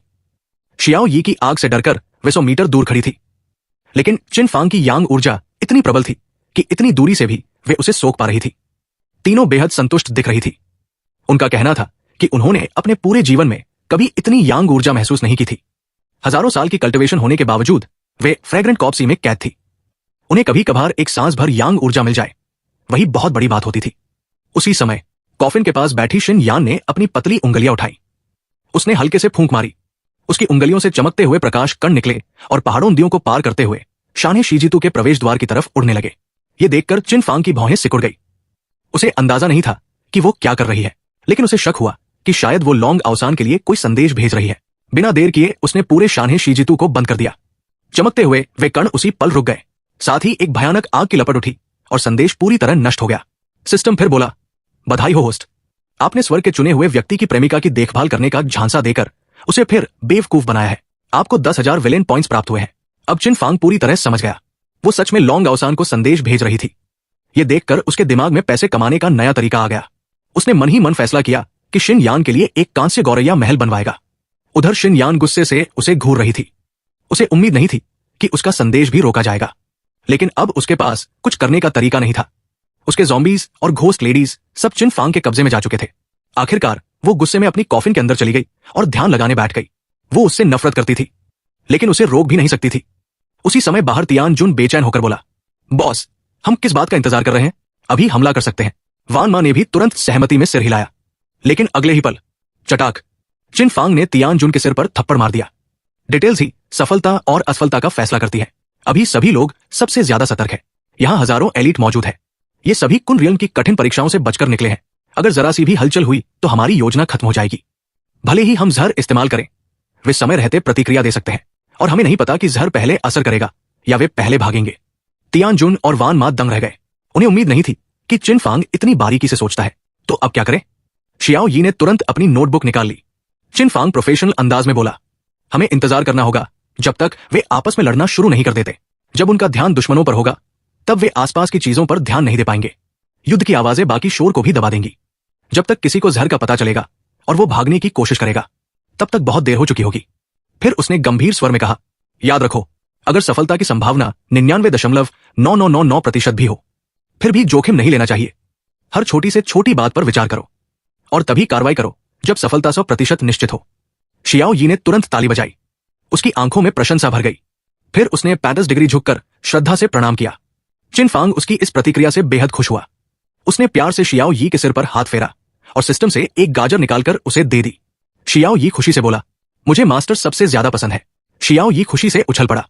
उसने चिन फांग को कसकर गले लगाया और उसके गाल पर एक जोरदार किस कर दिया। फिर बिजली की तेजी से गाजर छीनकर अपने हाथों में पकड़ ली। तियान जुन और वान मा ये देखकर जल भुन गए। उनकी हालत ऐसी हो गई जैसे गले में कांटा अटक गया हो, लेकिन वे कुछ कह भी नहीं सकते थे। उसी समय चिन फांग ने जमीन से एक पत्थर उठाया और यान कबीले की तान तियान की तरफ फेंक दिया। ठक, पत्थर सीधा उसके माथे पर लगा। अगले ही पल उसके माथे पर एक बड़ा सा गुमड़ निकल आया। मो दाओ अपनी छोटी बहन से बेहद प्यार करता था। जब उसने देखा कि किसी ने उसकी बहन पर छिपकर हमला किया है तो वो गुस्से से दहाड़ उठा। कौन हरामजादा है जिसने मेरी बहन पर हमला किया? अगर मिल गया तो टुकड़े टुकड़े कर दूंगा। उसकी गरज चारों तरफ गूंज उठी। ये आवाज ऐसे थी जैसे उबलते तेल में पानी की बूंद गिर जाए। पहले से तनाव में बैठे सभी फैक्शंस अचानक भड़क उठे। हर किसी ने अपने सामने वाले दुश्मन पर हमला बोल दिया। पलक झपकते ही पूरा इलाका युद्ध के मैदान में बदल गया। हर तरफ लड़ाई, चीख पुकार और धमाकों की आवाजें गूंजने लगी। भयानक ऊर्जा तरंगे लगातार फूट रही थी और कमजोर लोगों को अपनी चपेट में ले रही थी। उधर चिन फांग पहले ही तैयारी कर चुका था। उसने काले रंग के कपड़े पहन लिए थे, चेहरे को भी कपड़े से ढक लिया था। इतना ही नहीं, उसे कुछ बॉडी रिफाइनिंग मटेरियल्स मिले थे। उन्हें नामहीन दिव्य अग्नि में पिघलाकर उसने लिन सान की एक वस्तु की हूबहू नकल तैयार कर ली, एकदम असली जैसी। तियान जुन और वान मा उसे देखकर दंग रह गए। ये तो बिल्कुल लिन सान की चीज लग रही है, जरा भी फर्क नहीं है। लेकिन वे समझ नहीं पा रहे थे कि बॉस आखिर लिन सान को फंसाना क्यों चाहता है। आखिर लिन सान को तो पहले ही तियानशन सिटी से निकाल दिया गया था। उसके पास अब कोई खास ताकत या संपत्ति भी नहीं बची थी और यहां मौजूद 1 लाख से ज्यादा लोग प्राचीन देव कबीले और बड़ी शक्तियों का प्रतिनिधित्व करते थे। अगर लिन सान पर इल्जाम लगा तो पूरा प्राचीन उजाड़ प्रदेश उसका दुश्मन बन जाएगा। फिर वो बचकर कहां जाएगा? उनकी समझ से ये बात बिल्कुल बाहर थी। अचानक तियान जुन के दिमाग में एक ख्याल आया, क्या बॉस लिन सान को ऐसी हालत में पहुंचाना चाहते हैं कि उसके पास जाने के लिए कोई जगह न बचे और फिर आराम से उसे अपने कब्जे में कर लें? ये सोचकर दोनों कांप उठे। कितना निर्दयी प्लान था। उधर चिन फांग खूनी लड़ाई का नजारा देख रहा था। उसने दुखी होने का नाटक करते हुए लंबी सांस भरी। मुझे सच में अफसोस हो रहा है। फिर उसने गंभीर चेहरा बनाया, लेकिन क्या किया जाए? सब कुछ पैसे की वजह से हो रहा है। दुनिया की सारी बुराइयों की जड़ पैसा है। अगर पैसा ना होता तो लोग लालच में नहीं पड़ते। अगर पैसा ना होता तो लोग अपना जमीर नहीं बेचते। इसलिए आज मैं खुद त्याग करने जा रहा हूं। इन पाप से भरे इमॉर्टल एसेंस को मैं अपने निजी स्पेस में सील कर दूंगा। मैं इन्हें नरक में फेंक दूंगा, लेकिन किसी और के हाथ नहीं लगने दूंगा। शियाओ यी ने गंभीरता से सिर हिलाया। वो अपने मास्टर का बोझ बांटने के लिए पूरी तरह तैयार था। तियान जुन और वान मा के चेहरे फड़क उठे। अब जाकर उन्हें समझ आया कि वे सिर्फ अधीनस्थ ही क्यों हैं। उनकी सोच अभी उस स्तर तक नहीं पहुंची थी। उसी समय घात लगाकर बैठी 3 महिला भूतों को संकेत मिल गया। चिन फांग ने उनके बीच बने संबंध के जरिए हमला शुरू करने का आदेश भेज दिया था।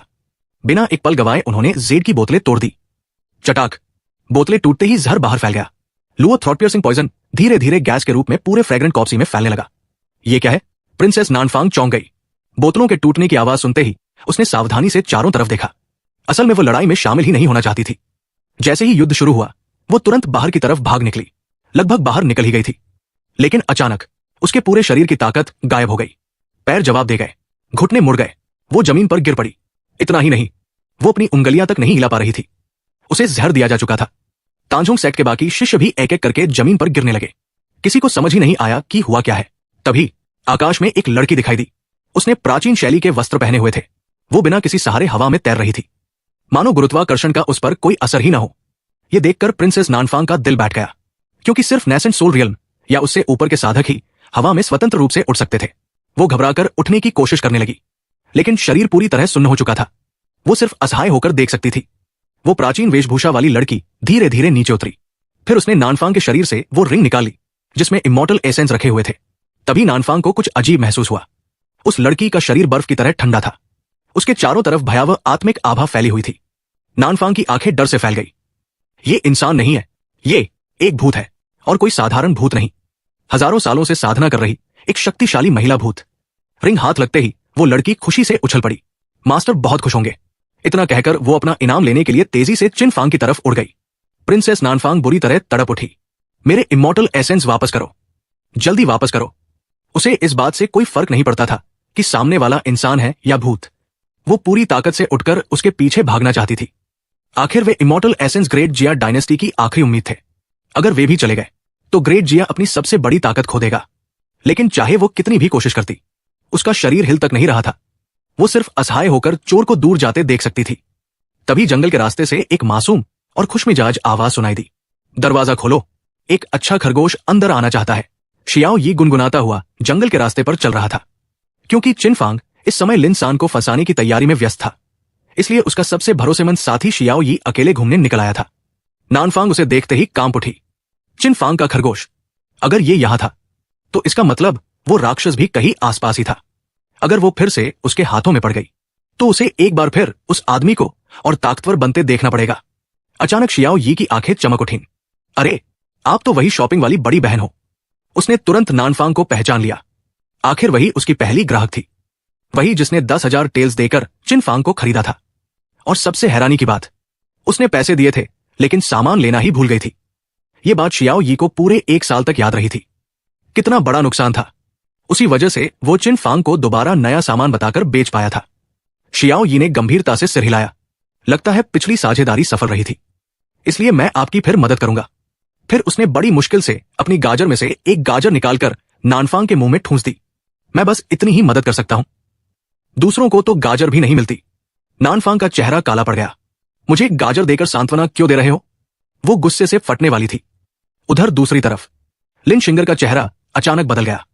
बुरा हुआ, हवा में जहर फैल चुका है। वो तुरंत अपने लोगों को लेकर फ्रेग्रेंट कॉप्सी से बाहर भागने लगी। लेकिन तभी चारों तरफ तलवार की तेज आवाज गूंज उठी। एक काले कपड़ों और नकाब में ढका व्यक्ति जहरीले धुएं को चीरता हुआ बाहर आया, और अगले ही पल उसने लिन शिंगर पर तलवारों की बारिश कर दी। वो और कोई नहीं बल्कि चिनफांग था। उसने सिर्फ लिन सान का सामान ही नहीं नकल किया था, बल्कि 10,000 विलेन पॉइंट्स खर्च करके एक आभा छिपाने वाला क्लोक भी खरीद लिया था। मिस, सावधान! हेवनली हार्ट सिटी के लोग तुरंत आगे कूद पड़े। उन्होंने मिलकर उस तलवार वार को रोक लिया। ठन ठन ठन चिंगारियां चारों तरफ उड़ने लगी। भयंकर टक्कर के कारण चिनफांग को पीछे हटना पड़ा। लेकिन जब उसकी तलवार की ऊर्जा पास की दीवार पर लगी तो सबके चेहरे बदल गए। सभी की नजरें उसकी तलवार पर गई, लेकिन तलवार काले कपड़े में लिपटी हुई थी। कोई पहचान नहीं पाया। यह देखकर चिनफांग के होठों पर मुस्कान आ गई। यही तो वो चाहता था। अगर वो शुरुआत में ही लिन सान की चीजें दिखा देता तो मूर्ख से मूर्ख आदमी भी समझ जाता कि यह फंसाने की साजिश है। सबसे अच्छा तरीका यही था कि लोग खुद सुराग खोजें और फिर अपनी अक्ल से नतीजा निकालें। इस तरह वे अपने निष्कर्ष पर और ज्यादा भरोसा करते हैं। लिन शिंगर की भौहें सिकुड़ गई। ये आदमी उसे बहुत परिचित लग रहा था।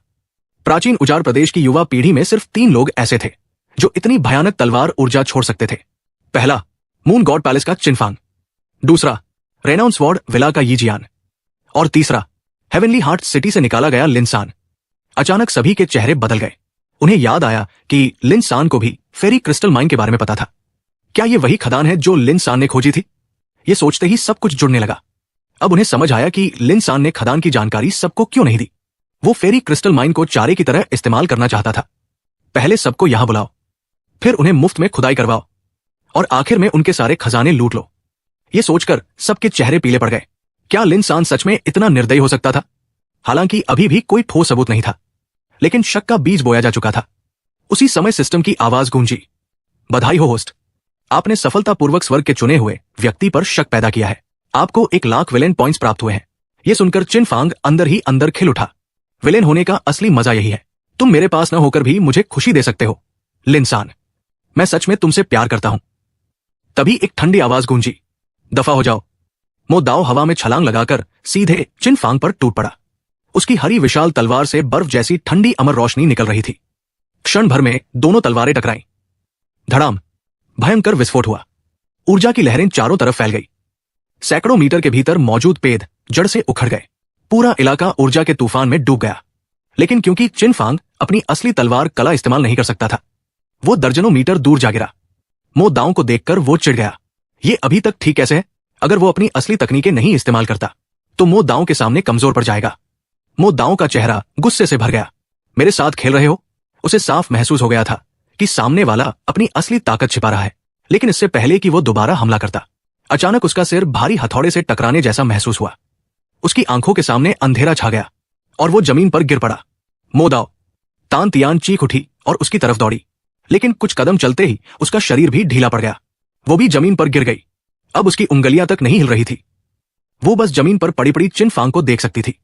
उसे वो आदमी अब पहले से भी ज्यादा डरावना लग रहा था। चिन फांग ने तिरस्कार भरी नजर से मो दाओ को देखा। अब कहां गई तुम्हारी बहादुरी? फिर उसने मो दाओ की रिंग उतार ली। पिछली बार उसके शिकार छीनने का यह थोड़ा सा ब्याज था। मो दाओ गुस्से से दहाड़ उठा, बेशर्म बदमाश, अगर मारना है तो मार डाल। लेकिन चिन फांग ने उसकी तरफ देखा तक नहीं। वो सीधे यूलान की तरफ बढ़ गया। उसकी नजर तुरंत यूलान की रिंग पर गई। वो उसे भी लेना चाहता था। यूलान ने आखिरी ताकत लगाकर रिंग को कसकर पकड़ लिया। उसकी आंखों में सतर्कता और डर दोनों थे। चिन फांग थोड़ा हैरान हुआ। वाकई, जैसी उम्मीद थी, चुनी हुई भाग्यशाली लड़की अलग ही होती है। बाकी सभी पूरी तरह बेबस पड़े थे, लेकिन यूलान में अभी भी थोड़ी ताकत बची हुई थी। फिर भी चिन फांग के अनुसार ये खजाने उसके पास सुरक्षित नहीं थे, इसलिए बेहतर यही था कि वो खुद उनकी रक्षा करे। चटाक, उसने यूलान का हाथ झटक दिया और जबरदस्ती उसकी उंगली से रिंग निकाल ली। यूलान दर्द और गुस्से से उसे देखती रह गई, लेकिन कुछ कर नहीं सकती थी। उसे समझ नहीं आ रहा था कि हाल के दिनों में उसकी मुलाकात बार बार ऐसे गंदे बदमाशों से क्यों हो रही है। पहले एक बदमाश ने उसका इस्तेमाल किया, अब दूसरा उसके फेरी क्रिस्टल्स लूट रहा था। अचानक उसे लगा, उन दोनों हरामियों की तुलना में चिन फांग तो काफी अच्छा इंसान था। उसी समय सिस्टम लगातार बजने लगा। बधाई हो होस्ट, आपने चुनी हुई भाग्यशाली लड़की की रिंग सुरक्षित रखकर 1,00,000 विलेन पॉइंट्स प्राप्त किए हैं। बधाई हो होस्ट, आपने चुनी हुई भाग्यशाली लड़की को क्रोधित करके 10,000 विलेन पॉइंट्स प्राप्त किए हैं।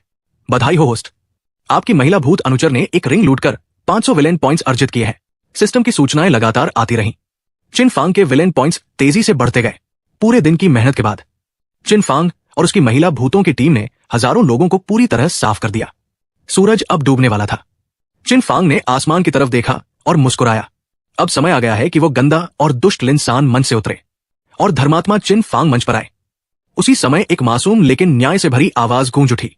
वो गंदा बदमाश लोगों के खिलाफ साजिश करने की हिम्मत करता है। मेरी संसार के नंबर 1 तलवार कला का स्वाद चखो। शियाओ यी भव्य अंदाज में प्रकट हुआ और उसी क्षण चिन फांग ने भी अपना अगला अभिनय शुरू कर दिया। जब सबने शियाओ यी को देखा तो उनके चेहरों पर उम्मीद की चमक लौट आई। उन्हें लगा कि शायद उनके फेरी क्रिस्टल्स वापस मिलने की उम्मीद अभी खत्म नहीं हुई है। शियाओ यी को देखते ही चिन फांग के होठों पर एक हल्की मुस्कान उभर आई। अब असली नाटक शुरू होता है। अचानक हवा को चीरती हुई एक सीटी जैसी आवाज सुनाई दी। शू, चिन फांग फुर्ती से एक तरफ हट गया। उसी दौरान उसने आग के कोने से पीछे देखा। शियाओ यी किसी न्याय के देवदूत की तरह हवा में खड़ा था और लगातार तलवार ऊर्जा छोड़ रहा था। चिन फांग जानबूझकर बचते समय एक छोटी सी गलती कर बैठा। अगले ही पल शियाओ यी की तलवार ऊर्जा उसके चेहरे पर बंधा नकाब उड़ा ले गई। नकाब हटते ही उसका चेहरा सबके सामने आ गया, लेकिन वो चेहरा चिन फांग का नहीं था। 10,000 विलेन पॉइंट्स में खरीदे गए ट्रांसफॉर्मेशन क्लो की वजह से उसका चेहरा पूरी तरह लिन सान जैसा बन चुका था। बुरा हो गया। चिन फांग ने घबराने का नाटक किया। वो तुरंत अपना चेहरा घुमाकर भागने लगा। हालांकि उसने चेहरा छिपाने की पूरी कोशिश की, लेकिन तब तक बहुत देर हो चुकी थी। सभी लोग उसका चेहरा देख चुके थे। भले ही अभी कोई उसे पहचान न पाए, लेकिन बाद में याददाश्त के आधार पर उसका चेहरा दोबारा बनाया जा सकता था। शियाओ यी तुरंत चिल्लाया, भागकर कहां जाएगा बदमाश, रुक जा, आज ये देवता तुझे सजा देगा। इतना कहकर वो उसके पीछे दौड़ पड़ा। उसी समय सिस्टम की आवाज गूंजी, बधाई हो होस्ट, आपने सफलतापूर्वक स्वर्ग के चुने हुए व्यक्ति को फंसाकर उसे जानलेवा खतरे में डाल दिया है। आपको 20 लाख विलेन पॉइंट्स प्राप्त हुए हैं। ये सुनते ही चिन फांग खुशी से झूम उठा। उसने तुरंत सिस्टम खोलकर अपना बैलेंस देखा। हालांकि साधारण लोगों से बहुत कम पॉइंट्स मिलते थे, लेकिन यहां लोगों की संख्या बहुत ज्यादा थी। हजारों लोगों को लूटने के बाद उसके विलेन पॉइंट्स बढ़कर 8 करोड़ 25 लाख से भी ऊपर पहुंच चुके थे। इतने पॉइंट्स उसने अपने पूरे जीवन में पहले कभी नहीं देखे थे। उधर शियाओ यी अभी भी जोर जोर से चिल्ला रहा था। बीच बीच में तलवार ऊर्जा छोड़कर बड़े बड़े धमाके भी कर रहा था। जमीन पर पड़े लोगों को लग रहा था कि कोई भयंकर जीवन मरण का युद्ध चल रहा है। कुछ देर बाद चिन फांग ने कपड़े बदले और अगले ही पल धर्म का अवतार बनकर वापस प्रकट हो गया। उधर काम खत्म होने के बाद महिला भूत लड़कियां लड़कों की यांगची सोख रही थी। ये देखकर चिन फांग आकाश से नीचे उतरा और गरज उठा, दुष्ट आत्माओं, इन लोगों को तुरंत छोड़ दो। उसे देखकर सभी लोगों की आंखों में उम्मीद लौट आई। उन्हें ऐसा लगा जैसे अंधेरी सुरंग के अंत में रोशनी दिखाई दे गई हो। चिन फांग, हमें बचाओ, कृपया हमारी मदद करो। चिन फांग ने गंभीर चेहरा बनाकर कहा, डरो मत, जब तक मैं हूं न्याय जीवित है। अगले ही पल उसके शरीर से दक्षिणी प्रज्वलित अग्नि भड़क उठी। भयंकर आग देखकर महिला भूत लड़कियों ने शानदार अभिनय किया। वे डर के मारे चीखने लगी और भाग खड़ी हुई। ऐसा लग रहा था जैसे रोशनी पड़ते ही तिलचट्टे भाग जाते हैं। चूंकि सभी लोग जहर की वजह से जमीन पर पड़े थे, इसलिए किसी ने नहीं देखा कि शियाओ यी चुपके से शाने शेंजी चित्र खोल रहा है। महिला भूत लड़कियां एक एक करके उसके अंदर घुस गई और अगले ही पल सब गायब। कोई सबूत नहीं बचा। अब सभी लोग पूरी तरह भावुक हो चुके थे। उनकी आंखों में आंसू आ गए। अगर चिन फांग समय पर नहीं आता तो न सिर्फ उनके इमॉर्टल एसेंस और खजाने लूट लिए जाते, बल्कि उनकी सारी यांगची भी चूस ली जाती और अंत में वे मर जाते। तभी चिन फांग अचानक घबराया हुआ युलान की तरफ भागा। मेरी प्यारी लान, तुम्हें क्या हुआ? उसने बाकी लोगों को पूरी तरह नजरअंदाज कर दिया। सीधे युलान को उठाया और पूरा शरीर जांचने लगा। युलान का सुंदर चेहरा लाल हो गया। वो हिल भी नहीं सकती थी, इसलिए मजबूर होकर उसे चिन फांग की हरकतें सहनी पड़ रही थी। उसके दिमाग में जीवन और मृत्यु के चक्र वाली पुरानी घटनाएं भी घूमने लगी। चिन फांग गंभीर स्वर में बोला, प्यारी लान, गलत मत समझो, मैं तुम्हारा फायदा नहीं उठा रहा हूं। मैं सिर्फ तुम्हारे शरीर से जहर निकाल रहा हूं। यह बहुत अजीब जहर है। यह शरीर में आध्यात्मिक ऊर्जा का प्रवाह रोक देता है। अगर ज्यादा देर तक ऐसा रहा तो मेरिडियन बंद हो जाएंगे। हल्के मामले में इंसान जीवन भर लकवाग्रस्त हो सकता है और गंभीर हालत में जान भी जा सकती है। यह सुनते ही एजियो डेमन पैलेस के शिष्य घबरा गए। कोई भी कम उम्र में मरना या अपाहिज बनना नहीं चाहता था। युलान ने शक भरी नजरों से पूछा, सच में? दिल की गहराई में उसे अभी भी विश्वास नहीं था। आखिर वो इस बेशर्म आदमी की असली फितरत कई बार देख चुकी थी। लेकिन चिन फांग आत्मविश्वास से बोला, बिल्कुल, बस बंद मेरिडियन खोलने होंगे। हर संप्रदाय का तरीका अलग होता है। मैं अपनी प्रसिद्ध गुप्त तकनीक इस्तेमाल करूंगा, मैरो क्लीनिंग और मेरिडियन ओपनिंग, जिसे ऑल पर्पज मेरिडियन ओपनर भी कहते हैं। जरूरत पड़ी तो तुम्हारी नेसेंट सोल तक खोल दूंगा। युलान पूरी तरह उलझ गई। उसे समझ ही नहीं आया कि वो क्या बोल रहा है, लेकिन उसके पास भरोसा करने के अलावा कोई रास्ता भी नहीं था। उसने आंखें बंद कर ली। एजियो डेमन पैलेस के बाकी शिष्य भी उम्मीद भरी नजरों से चिन फांग को देखने लगे, लेकिन चिन फांग ने हाथ हिलाकर उन्हें दूर कर दिया। गुप्त तकनीक है, इलाज के दौरान किसी बाहरी व्यक्ति को देखने की अनुमति नहीं है। यह सुनकर युलान का चेहरा और लाल हो गया। उसका दिल तेजी से धड़कने लगा। इसके बाद इलाज का विवरण छोड़ दिया गया। कुछ देर बाद सिस्टम की आवाज सुनाई दी, बधाई हो होस्ट, आज आपने स्वर्ग की चुनी हुई पुत्री को ऊपरी सीमा तक परेशान किया है। आपको कुल 20 लाख विलेन पॉइंट्स प्राप्त हुए हैं। चिन फांग तुरंत नाराज हो गया। ऊपरी सीमा का क्या मतलब है? उसे लगा सिस्टम उसका अपमान कर रहा है। आखिर वो कभी विलेन पॉइंट्स के लिए काम नहीं करता था। उसे तो बस लोगों की मदद करना पसंद था। कुछ देर बाद उसने अपनी उंगली काटी और खून की एक बूंद युलान के माथे पर लगा दी। युलान को तुरंत महसूस हुआ कि उसके शरीर में आध्यात्मिक ऊर्जा दोबारा बहने लगी है। वो हैरान रह गई। उसे लगा था कि चिन फांग सिर्फ बहाना बना रहा है, लेकिन इस बार वो सच बोल रहा था। चिन फांग दुखी चेहरा बनाकर बोला, क्या तुम्हारी नजरों में मैं ऐसा इंसान हूं जो सिर्फ दूसरों का फायदा उठाता है? अगर ऐसा है तो मैं चला जाता हूं। उसने जबरदस्ती 2 आंसू भी निकाल लिए। युलान घबरा गई। नहीं, ऐसा मत सोचो, मेरा वो मतलब नहीं था। यह सुनते ही चिन फांग तुरंत पलटा। उसने युलान का हाथ पकड़ लिया। प्यारी लान, मुझे पता था कि तुम हमेशा मुझ पर भरोसा करोगी। फिर उसने उसे अपनी बाहों में भर लिया। उसकी मजबूत बाहें युलान की पतली कमर को कसकर थामे हुई थी। वो धीरे से उसके कान में फुसफुसाया, तुम्हारी आंखों में सारी चांदनी छिपी है। सर्दियां गुजर जाती है, वसंत लौट आता है। दुनिया के हर रास्ते पर कदम पड़ चुके हैं। आसमान से पूछो, तुम जैसी सुंदरता और कहाँ है? धरती से पूछो, आगे कौन सा रास्ता है? और आज की रात से पूछो, क्या ये सुंदरता मेरे साथ सोना पसंद करेगी? युलान ने मन ही मन चीख मारी। बर्दाश्त के बाहर है। उसे पता था कि चिन फांग बेहद बेशर्म है, लेकिन इतनी भीड़ के सामने इतना सुंदर युवक अगर इस तरह मीठी बातें करे तो कोई भी लड़की आसानी से प्रभावित हो सकती थी। उसी समय सिस्टम बोला, बधाई हो होस्ट, आपने स्वर्ग की चुनी हुई पुत्री को शर्माने पर मजबूर किया है। आपको 1,00,000 विलेन पॉइंट्स प्राप्त हुए हैं। तभी भीड़ में से एक गुस्से भरी आवाज आई, मैं उस आदमी को पहचानता हूं, वो हेवनली हार्ट सिटी का लिन सान है। यह सुनते ही पूरा माहौल बदल गया। सभी लोगों की निगाहें लिन शिंगर पर टिक गई। ऐसा लग रहा था जैसे अभी लड़ाई शुरू हो जाएगी। लिन शिंगर घबरा गई। उसने जल्दी से कहा, लिन सान पहले हेवनली हार्ट सिटी का सदस्य था, लेकिन कुछ दिन पहले मैंने उसे निकाल दिया था। यह सुनते ही सब लोग ठंडी हंसी हंसने लगे। क्या हम मूर्ख हैं? इतने खतरनाक कुनलून में, जहां हर किसी को लोगों की जरूरत है, वहां तुमने इतने शक्तिशाली तलवारबाज को बाहर निकाल दिया? ये तो साफ साफ कहानी गढ़ी जा रही है। हेवनली हार्ट सिटी उसे बचाने की कोशिश कर रही है। लिन शिंगर जल्दी से बोली, नहीं, उसे इसलिए निकाला गया क्योंकि उसने एक फेरी क्रिस्टल माइन खोजी थी और उसकी जानकारी मुझे नहीं दी। जैसे ही लोगों ने फेरी क्रिस्टल माइन सुना, उनकी आंखें चमक उठीं। अब सारे सुराग जुड़ चुके थे। सभी को यकीन हो गया कि यह वही खदान थी जिसे लिन सान ने खोजा था। तभी चिन फांग की कमजोर लेकिन दृढ़ आवाज गूंजी, लिन सान मेरा सगा भाई जैसा है। मैं उसके चरित्र पर भरोसा करता हूं। वो ऐसा कभी नहीं कर सकता। उसे जरूर फंसाया गया है। यह सुनकर सभी लोग स्तब्ध रह गए। उन्होंने मुड़कर देखा। चिन फांग धीरे धीरे उनकी तरफ चलकर आ रहा था। उसका चेहरा पीला पड़ चुका था। ऐसा लग रहा था जैसे वो किसी भी क्षण गिर पड़ेगा। ब्रदर फांग। तान तियान चिंतित होकर दौड़ती हुई चिन फांग के पास आई। वो अपने बैग से ब्लड टॉनिक निकालना चाहती थी, लेकिन उसे याद आया कि वो पहले ही मो दाओ जैसे ओल्ड सिक्स द्वारा लूटा जा चुका है। मो दाओ ने नाराज होकर पूछा, तुम कहना चाहते हो कि लिन सान को फंसाया गया है? क्या वो सच में इतना नेक और समझदार इंसान है? चिन फांग ने कमजोर आवाज में जवाब दिया, अगर तुम्हें फेरी क्रिस्टल माइन के बारे में नहीं पता तो तुम कभी नहीं समझोगे। शुरुआत से ही कोई उसे निशाना बना रहा था। यह सब एक बेशर्म ओल्ड सिक्स की सोची समझी साजिश है। उसे फंसाने के लिए रचा गया एक शैतानी षड्यंत्र। फिर उसने गहरी सांस ली। अगर मैंने अपनी आंखों से न देखा होता तो मैं भी यकीन नहीं करता कि इतना वफादार भाई असल में इतना चालाक बदमाश निकल सकता है। भीड़ के लोग एक दूसरे का चेहरा देखने लगे, लेकिन किसी को भी चिन फांग की बातों पर विश्वास नहीं हुआ। सबको लग रहा था कि वो बस अपने दोस्त का बचाव कर रहा है। तब चिन फांग ने गंभीर स्वर में कहा, मैं आखिरी बार कह रहा हूं, लिन सान मेरा सगा भाई जैसा है। जो भी लिन सान को छुएगा वो मेरा दुश्मन होगा। जैसे ही उसने ये कहा, अचानक तलवारों की गूंज चारों ओर फैल गई। टन टन टन।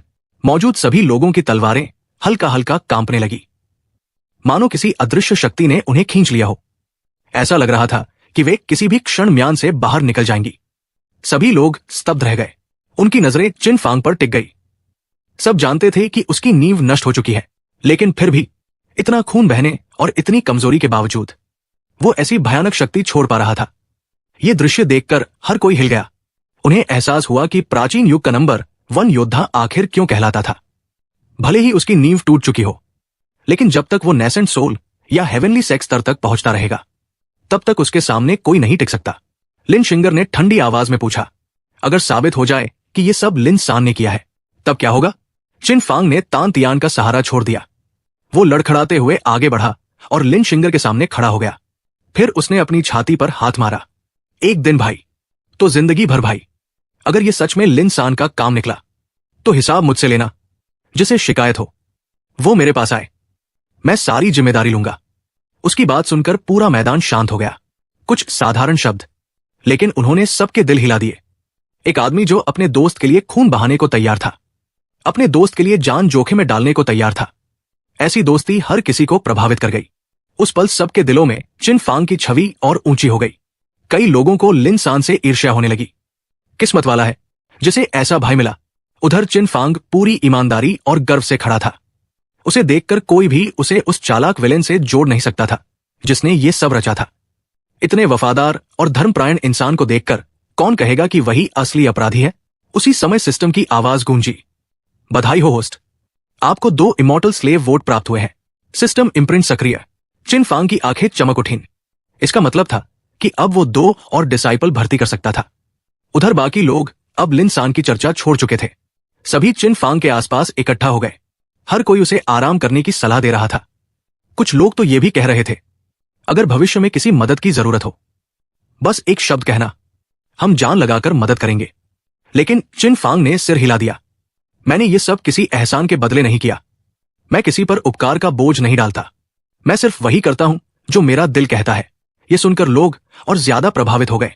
यहां मौजूद लोग प्राचीन उजाड़ प्रदेश की लगभग 80% ताकतों का प्रतिनिधित्व करते थे। सामान्य इंसान होता तो इतने बड़े एहसान के बदले अधिकतम लाभ मांगता, लेकिन चिन फांग ने सब कुछ ठुकरा दिया। ऐसी उदारता ने सबको पूरी तरह जीत लिया। अब किसी को भी नहीं लगता था कि उसका लिन सान से कोई संबंध हो सकता है। चिन फांग ने कमजोर मुस्कान के साथ कहा, मेरे ऊपर विश्वास करने के लिए धन्यवाद, लेकिन जब लिन सान को पकड़ो, कृपया मेरे भाई को चोट मत पहुंचाना। उसका पीला चेहरा देखकर सभी लोगों का दिल पिघल गया। अगर तान तियान उसे सहारा न दे रही होती तो वो किसी भी क्षण गिर सकता था। कई लोग शर्मिंदा महसूस करने लगे। हम कितने घटिया हैं, हमने ऐसे इंसान पर शक किया। उसने बिना किसी स्वार्थ के सबकी जान बचाई। दुनिया में इतना अच्छा इंसान भी हो सकता है। तान तियान की आंखें लाल हो गई। वो धीरे से बोली, ब्रदर फांग, आपने फिर मेरी जान बचाई, हमारे ग्रेट डेवर्ड की परंपरा के अनुसार। लेकिन वो अपनी बात पूरी कर पाती उससे पहले झाड़ियों में से मुंह दाउन निकल आया। बस करो, हमारे ग्रेट डेजर्ट में इतनी सारी परंपराएं नहीं होती। ये कहकर उसने तान तियान की कॉलर पकड़ी और उसे दूर फेंक दिया। तान तियान गुस्से से चिल्लाई, बूढ़े बदमाश, तुम फिर मेरे प्यार के रास्ते में आ गए। लेकिन मो दाओ ने कोई ध्यान नहीं दिया। उसे बस इतना पता था कि अपनी बहन को चिन फांग से दूर रखना है। उधर दूसरी तरफ अराजक गुप्त लोक में चिन हाओ अब भी नदी के तल में छिपा हुआ था। वो कई दिनों से साधना कर रहा था। उसके पास मौजूद बूढ़ी आत्मा भी चिंतित होकर उसका इंतजार कर रही थी। दाव फ्रूट निगलने के बाद से चिन हाओ गहरी बेहोशी में चला गया था। उसके शरीर में जीवन के कोई संकेत नहीं थे। इसी वजह से वो सबकी तलाश से बच गया। अचानक आसमान का रंग बदल गया। नदी में विशाल लहरें उठने लगी।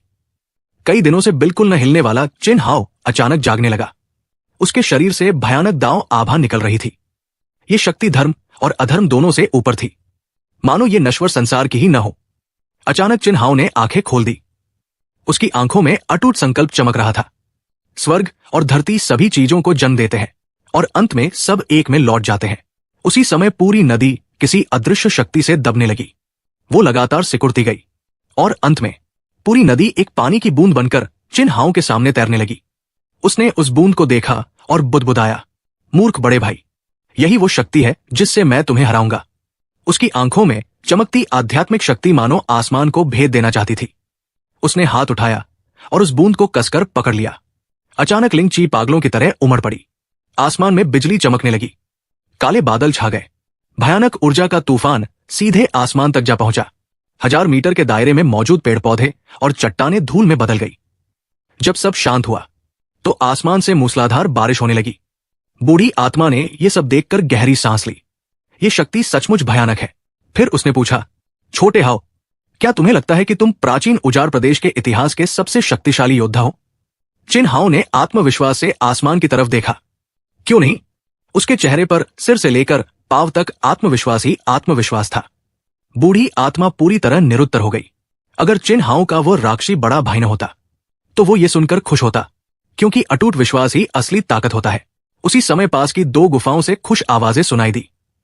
भगवान का शुक्र है, कितनी बड़ी किस्मत है। 2 साधक बाहर निकल आए।